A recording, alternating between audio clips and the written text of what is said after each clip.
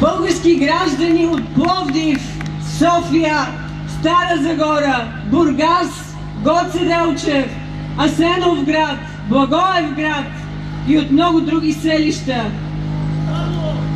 Днес сме се събрали в центъра на България, в града на българското съединение, по две важни задачи.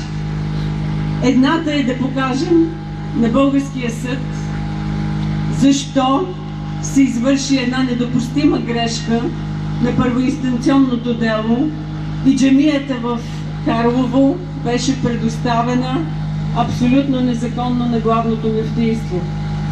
Втората ни задача е да помогнем цяла България чрез нас, чрез това събитие тук в Пловдив, да разбере за едно историческо събитие, а това е декларацията, която беше приета преди няколко дни от Общинския съвет на град Карлово, признаваща за първи път с един акт на общинската власт в България геноцида, извършен от Османската империя върху българския, арменския, сирийския и други християнски народи, живели някога в нейните предели.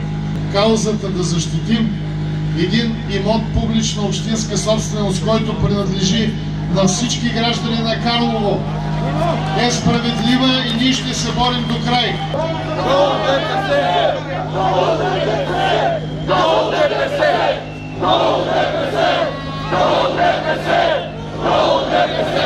Уважаеми българи, има ли надежда в тази битка, която водим? Разбира се, че има. За това, защото нашата кауза е справедлива, а няма как, когато се бориш за справедлива кауза, да не победиш. Още веднъж ще заявя, нещо, което е завоювано с кръв и с едагани, не може да се възстановява.